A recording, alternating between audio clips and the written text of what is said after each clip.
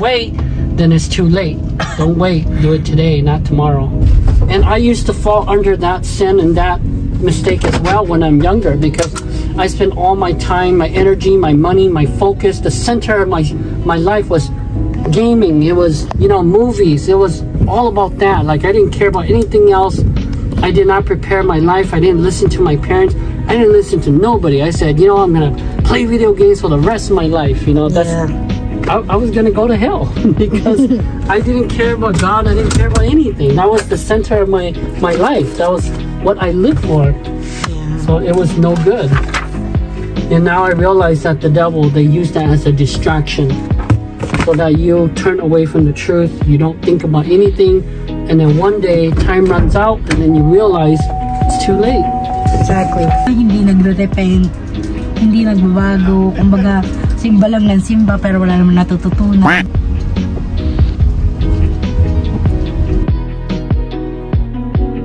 You shouldn't be praying just because, like, oh, you know, it's my religion. He's on the top, looking through the window. Miss me. Ito po yung mapanghinaming pusa.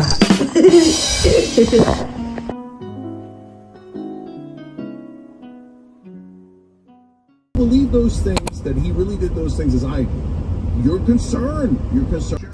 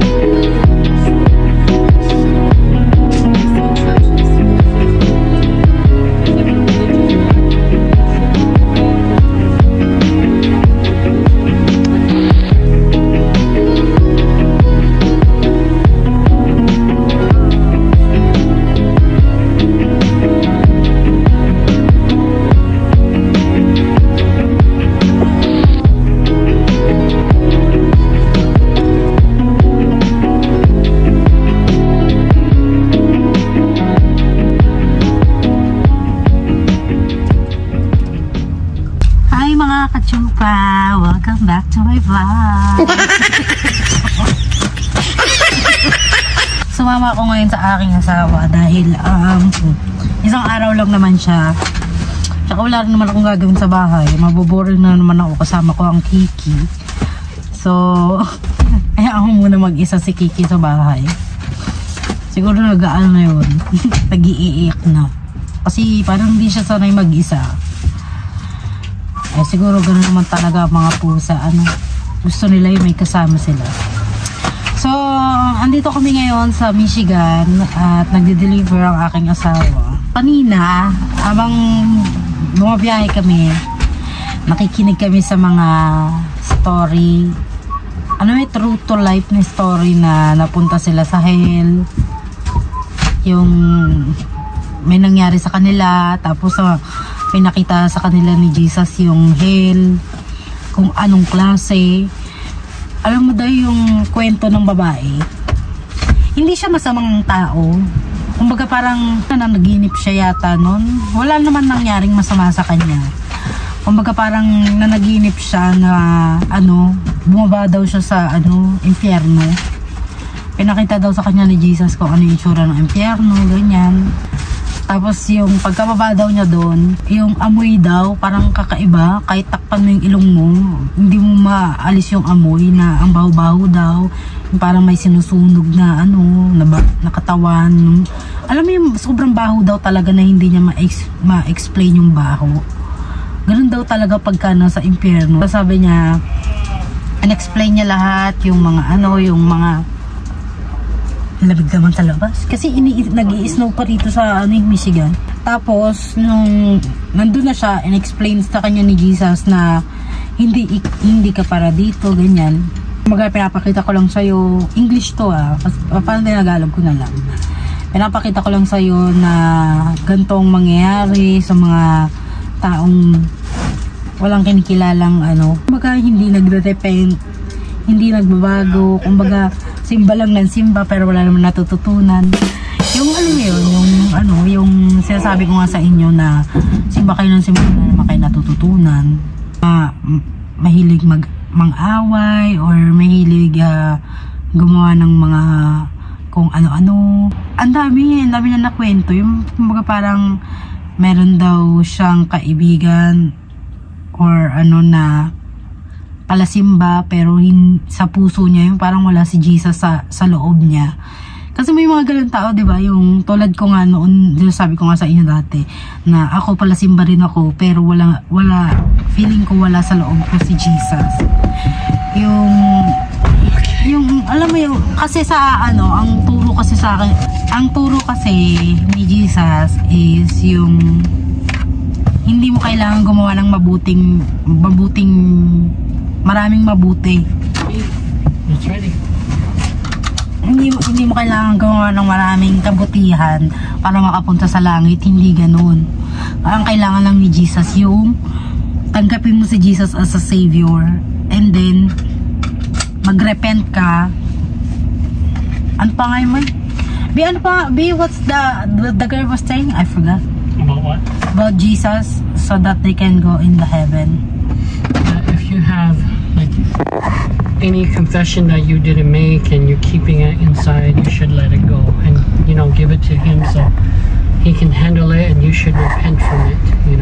Basically what he's saying is that it's bad to keep things inside. Things that are bad and you keep it inside, that's gonna condemn you to hell. It's the same thing like I always preach that some people, they do some bad things but they never confess, they keep it and then they take it to the grave with them. So it's actually a grave mistake to do that. It'd be the biggest mistake, because then when they get there they're gonna realize that, oh no, now I cannot enter the kingdom of heaven, and they're gonna condemn me for eternity because I did that. They think that it's not a big deal, but it is. If you practice deception, that is just no good. Yeah. Even little things, like she said, even little things where we think it's not that big of a deal, it probably is. There's like so many little things that you could do wrong and it could condemn you for all eternity. What did Jesus say to her when she was in the hell, and he said, you're not here because you're doing bad. I just show it to you so that you can share that the hell is true. Yeah, something like that. Like she didn't do anything wrong, but Jesus said that he chose her, that he had to show her all these things so that she could tell other people. Yeah. Because she was with him ever since she's very young, like 12 years old only. So I guess maybe she's very faithful and Jesus had chosen her. Something like that. So she's going to bring the message to people that, hey, don't do that. Turn your faith back to God. Don't walk away, because I'm always here with you, even if you turn your back on me. He's always ready to accept them if they come back. But if you wait, then it's too late. Don't wait. Do it today, not tomorrow. But he said that those people go always in the church, but they go in the church, but they are not inside of. Their heart is not in it. They're just doing it because it's normal routine practice. Yeah. Like when you do your prayers and you do your worship and you preach, it should come from your heart. It has to be genuine. Yeah. Because he showed her inside their heart is so empty, And he showed her also that there's demons inside this church. They're controlling these people, so they're gonna turn against each other. Influence them, so they're gonna do bad, and they're distract them from giving their attention to God and seeking the truth. Like that. So it's kind of important, but the message seemed like it's so basic, but it's so important. He also spoke about the spiritual battle, the spiritual war, that they're fighting. You must fight it, because is so important in the end, you know, but a lot of people, they don't know and they don't realize how important it truly is, because they're so distracted in their life with, like, you know, TV, movies, because, you know, they make it the center of their life because they're not thinking about anything else. You know, that's all they do. So it's ultimately going to condemn you, and that's what the devils want. The demons want, you know.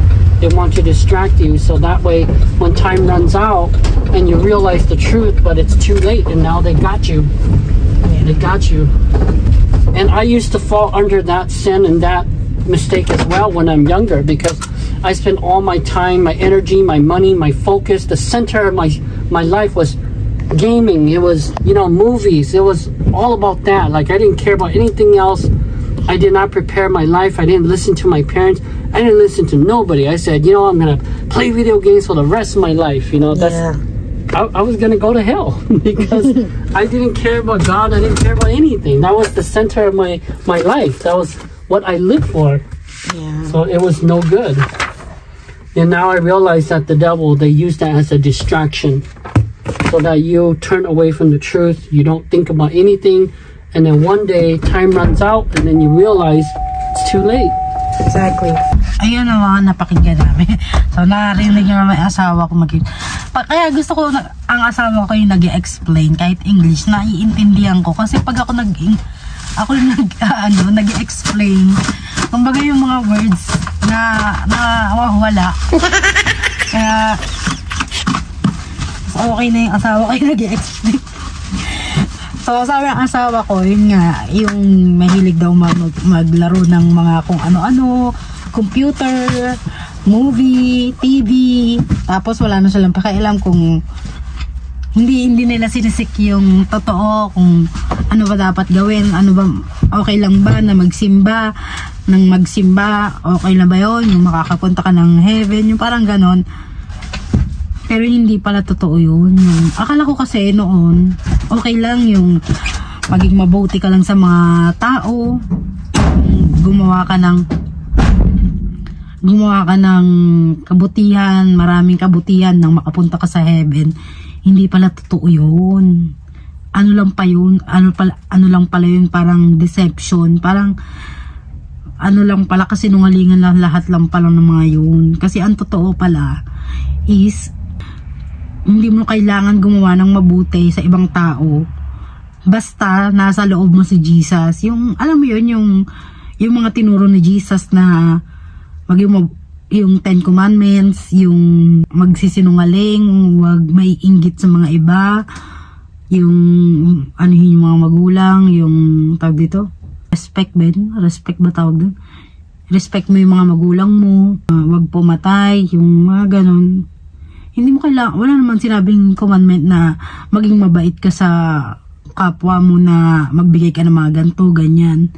So, ang akala nyo, ang akala kasi natin, na okay lang, diba, marami kang pera, ganyan, marami kang ipon, magbigay ka sa mga mga nangangailangan. Hindi pala. Kasi akala ng mga yayaman, makakapunta sila ng langit dahil mapagbigay sila. Pero ang totoo, hindi. Kung doon sa 10 Commandments na yun ay hindi mo sinunod, tapos ang sinungaling mo, like ka naiinggit sa mga kapwa mo, tagal naninira ng tao, ayun, parang ayun ang inaano ni Jesus na dapat ayun ang gawin mo. Pero yung magbigay ka ng mga regalo, ganyan, para makapunta ka sa langit, hindi ganoon. You should also tell your audience that Kiki is already a believer, and if he can do it, you can do it too. Oh, Kiki is a cat. But you know, I believe that naturally, all animals and plants, they all know who the Lord is. They all worship Him, because many stories I hear that people, they're going in heaven, they see animals, they see plants, you know, they all notice Him, they all worship Him. Yeah. Even the plants, even though they didn't speak, like, they know, because when you're there, you can feel everything. You feel the plants, you feel the animals, and when Jesus shows up and His presence is in the scene, they all worship Him. Baby, I'll try to explain The one that I was telling you that even though you didn't do good to other people, as long as God is in with you, you can go to heaven. Yeah, it's not about doing good deeds. Yeah. It's about how strong your faith is and what your relationship with Christ is about. Like, even if you do a lot of good deeds, but if you didn't have a relationship with Him and you didn't believe, then none of it matters. None of it matters, because I think they didn't know, because when I was trying to tell she said that she went to go ask she's a shaman, and she told her, oh, as long as you're good and you do good, you're okay. And I told oh, she's wrong.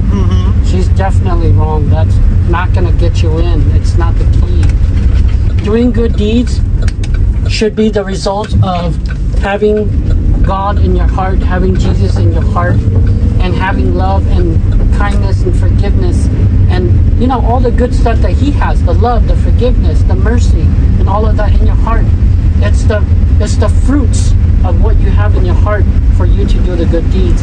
And when you do it because you want to do it. You do it for you. You're not doing it because, oh, I want to go to heaven, so I have to do these things. Yeah. You do it because you want to do it. There's so many stories I hear these people, they're going there and then they say, but Jesus, I did so many good. I did your works. I did all that you asked. You know, I love and I help all these people and I provide for them. But the truth is, He said, but you didn't do it for me. You did it for yourself. Yeah. You did not do those things for me. You did it for yourself. And that's true. If you really think about it, it's so true. If you really want to do God's work, then you save souls. That's God's true work. From what I've learned, from what I came to understand, that is God's work. If you really want to do God's work.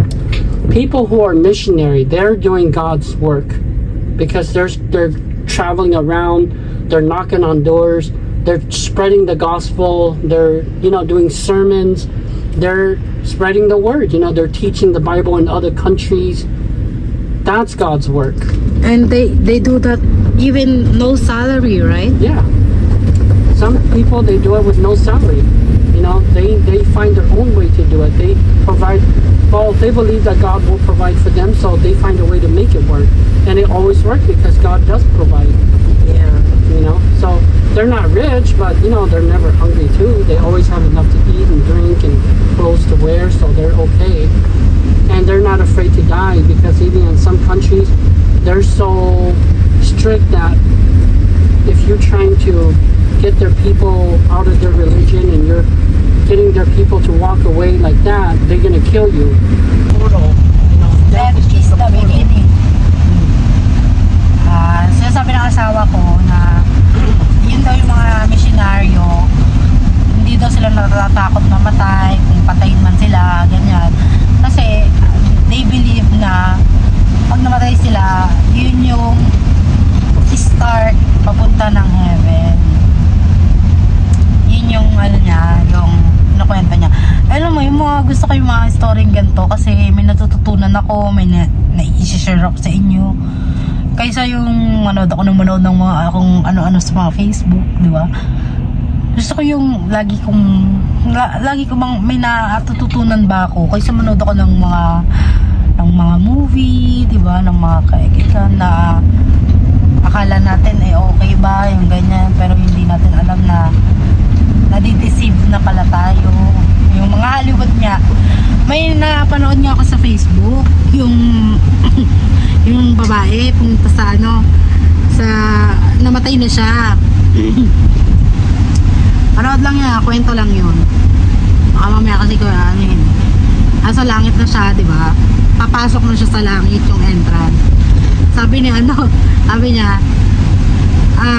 anong pangalan mo? Sabi nung babae. Tapos sinabi niya yung pangalan niya. Tapos sabi niya, wala yung pangalan mo dito. Ganon. Wala yung pangalan niya. Siyempre, ang akala niya, makakapasok siya dun sa langit. Dahil nga daw, mapagbigay siya, ganyan. Nagbibigay siya ng mga may mga tulong, ganyan. Tapos sabi nung masyado kaya tang bumilib sa sarili mo kasi ang paggagawa ng mabuti na para sa pansarili, pang iyo lang, tapos papasikat mo na ikaw ang nagbigay, ganyan. Pagkakalat mo na ikaw ang nagbigay, tinulungan mo si ganito, si ganyan. Hindi gawain ni Jesus yun. Kumbaga parang tumutulong ka para ang akala mo gusto mo makapunta sa langit, pero hindi pala ganun. Kumbaga dapat tumutulong ka dahil para kay ano mo yung parang para kay Jesus, 'di ba? Tumutulong ka dahil alam mo na tinutulungan ka rin ni Jesus. Yung parang share your blessings ba? Kasi yung iba, nagbibigay, pinapakita pa sa video. Alam mo yun, may mga ganon, lalo na yung mga mayayaman na pinapakita pa sa video na alam mo yun, para sumikat lang sila. Yung ganon. Kaya ako pagka tumulong ako sa isang tao, hindi ko na ipagkakalat na ay tinulungan ko yan, ay tinulungan ko si ganito. Kasi parang pagpasikat mo pa, 'di ba?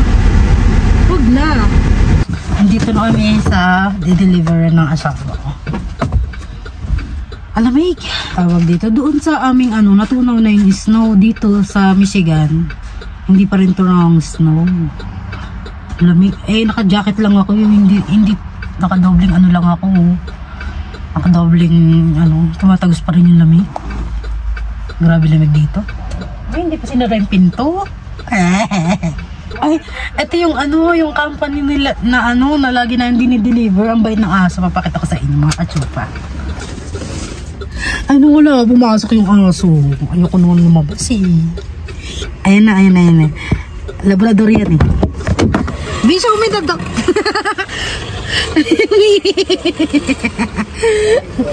Baby, what's the dog's name?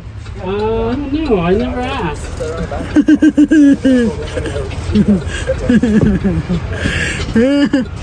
Ayun na lang. Friendly. He's always here every time I'm here. Labrador. Gusto ko magkaroon ng aso.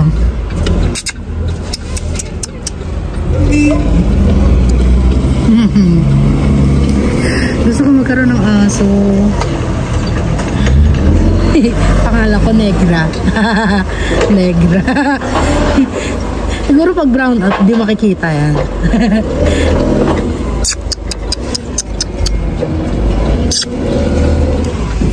Hey, the dog!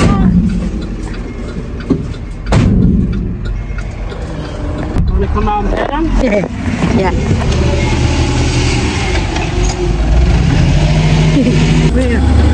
Back over here. It's here somewhere. It's always running around.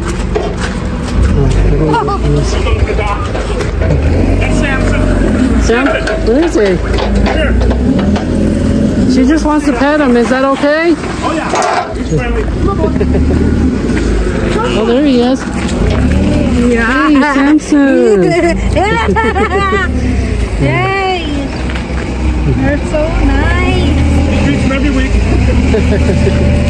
So nice. We take me as a picture. You want to take a picture? Samson, sit. Here. Oh, we're gonna take a picture. How are we gonna take a picture if you didn't show your Just grab him. Come here. Just grab him by his neck. Like that.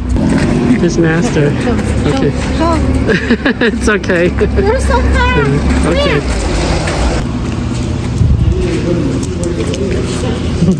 Yeah, put him right on the forklift, but I didn't see it. So I'll probably see it.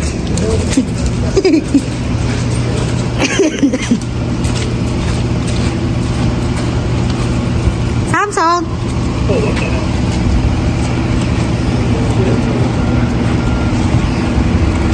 He likes that.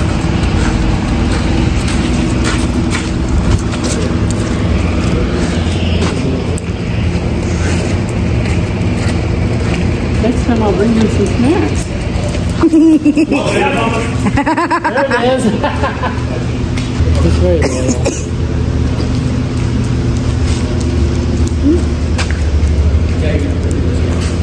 You're so fat. You guys drive safe. Bye-bye.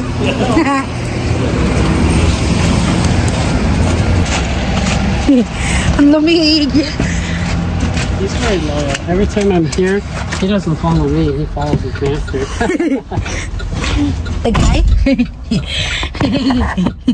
Ang cute, no? Meron pa sila isang aso eh. I think it was the other one, the brown one that is so tall. Which one are you talking about? I remember they have a big one, the brown one that is nice and tall and skinny. I don't think it was here. Here, it's here. I said, I remember he's a brown French something. I don't remember if it's here. That's the only. It's like a poodle, and then it's so tall.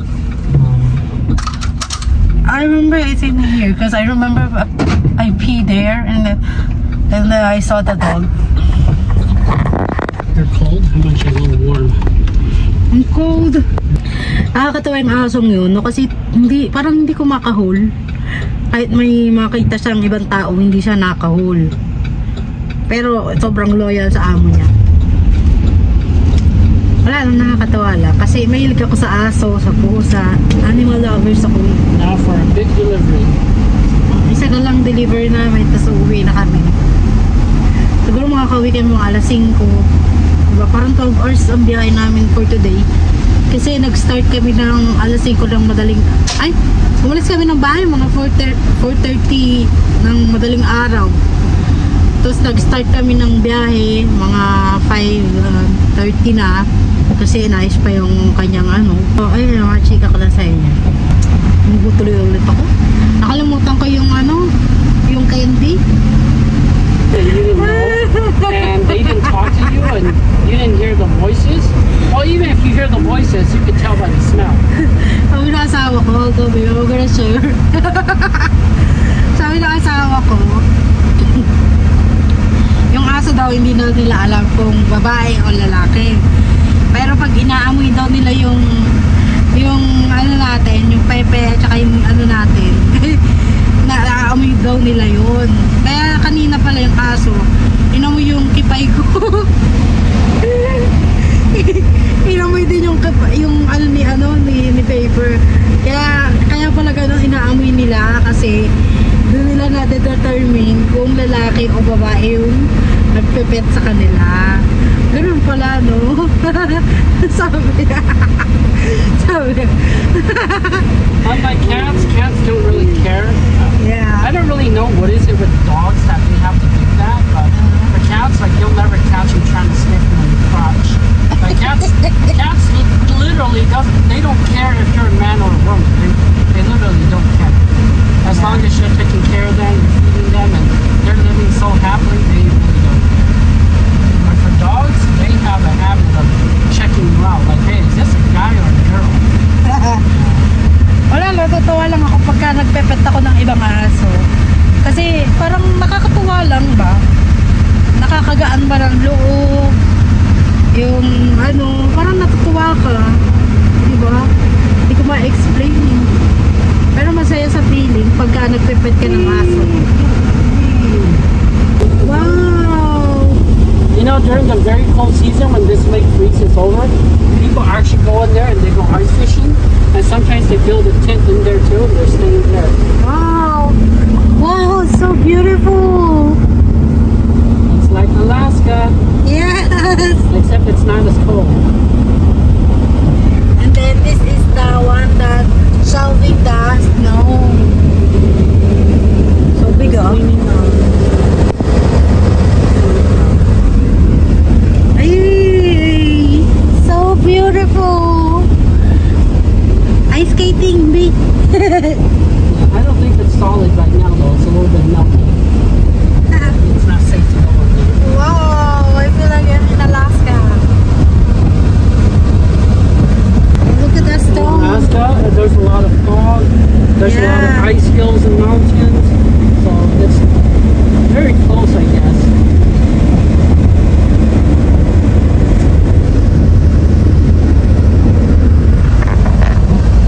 It's beginning to look a lot like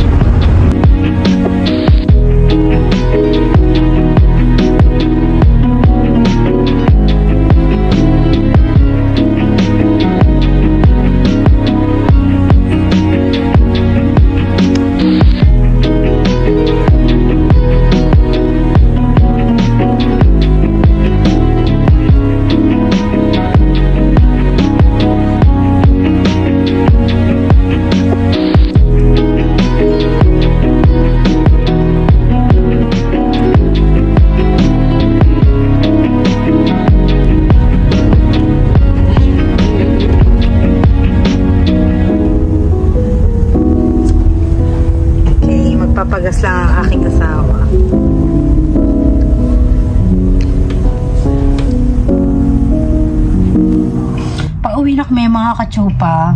Nakita niyo yung sunset, ang ganda. Hindi lang kami nag-stop kasi gusto namin makauwi ng mabilisan. Siguro yung aga kong pusa doon miiyak na. Para makauwi kami ng ano na. Kasi mga pag alas 4 na rito kasi padilim na. Alas 4 pa lang pero tignan mo naman yung ano namin, padilim na siya. Kaya nagmamadali kaming maka-uwi. Para hindi pa masyadong madilim, nakauwi na kami. So at least ngayon 30 minutes na lang nasa bahay na kami. Maraming salamat pala doon sa mga sa mga supporters ko na nanonood ng aking vlog at hindi nag-i-skip ng video kasi gusto nila akong kumita kahit paano. Maraming salamat. Hindi ko na nasasabi sa vlog kasi lagi ko nakakalimutan, pero meron akong isang subscriber na lagi nanonood at lagi nagko-comment na shout out. Shout out sa'yo. Nakalimutan ko yung pangalan niya, pero alam naman niya kung sino yun. Lagi siya nagko-comment, tapos nagsabi siya sa akin na na kahit papano nakakatulong siya kapag hindi pag-i-skip ng ads dahil alam niya nakakakita rin, kumikita rin ako kahit papano. Maraming salamat din pala dahil 1,000 subscriber na tayo mahigit. Sana dumami pa ang ating subscriber, no? Wala, nagpapasalamat lang ako kasi parang napakabait niya na kahit alam niya na hindi siya makatulong sa ibang tao, pero nagagawa niya sa maliit na bagay. Para sa akin malaking-malaki na kasi 'di ba, at least kahit nasa bahay ako or wala man akong trabaho dito sa Amerika, okay lang. At least kahit sa papano, kahit maliit lang ang income ng pagbablog, malay mo naman 'di ba, after mga ilang years dumami rin ang ating subscriber at marami na ring manood sa atin. So maraming salamat mga kachupa. Yung asawa ko nakatulala sa akin. Sabi ko, I'm just saying that we're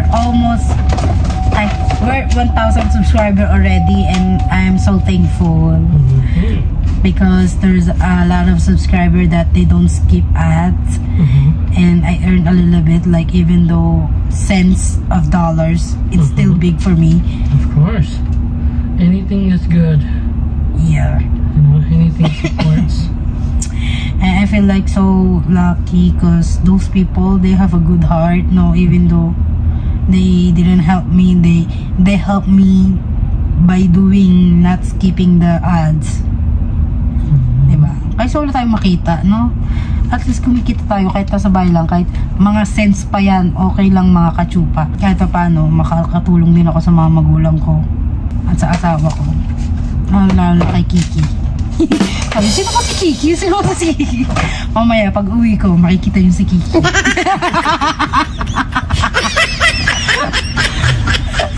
Sino ba yung Kiki niya? Buisit ang panghi-panghi. Share lang. A video dedicated to only Kiki coming soon near you. So be prepared. Be prepared.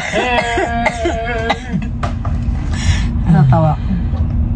So, nandito na kami sa aming Wisconsin. Nakita nyo naman wala ng mga snow. Pagka pumunta ka kasi Michigan, pa north na, mataas na yun. Yung mga snow doon, hindi pa natutunaw.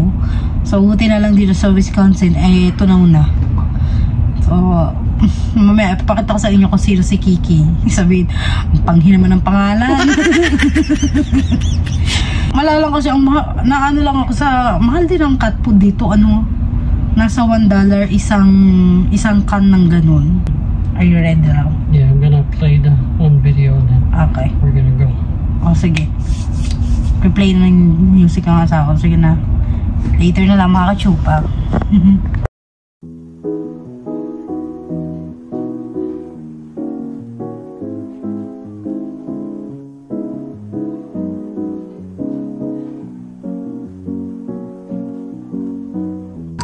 Okay, nandito na kami sa bahay. He's gonna be so happy. He's finally gonna leave his baby. He's so happy. Wala na yung snow. Natunaw na. No snow anymore. So, meron na kaming calendar 2025. Kit? Oh, meow.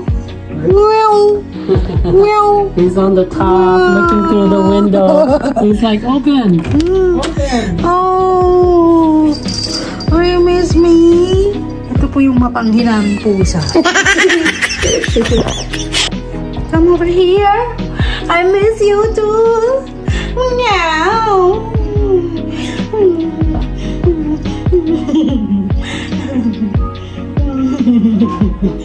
You miss me? You miss me, Bebe Ruth. Miss me, Bebe Ruth.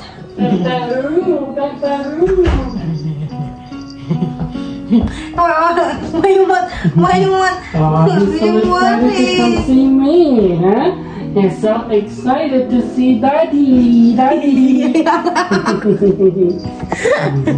Show it to the camera. Meow. Meow. Look. He's so cute. Look at him. Ang best pa niya si Paper kaysa sa akin. Kung ayaw niya, he didn't want to me. He wants to get down. Put him down. See if he's gonna come over here. Meow. He says, get me down. I think he's hungry. I think he's hungry. After waiting all day, So, dito na kami mga kachupal sa aming bahay. Medyo maliwanag ang aming bahay dahil may mga Christmas light. So, ano ba yan? Alas 5 na ng gabi pero sobrang dilim na sa labas. So, dito na kami. So, maraming salamat mga kachupas panonood.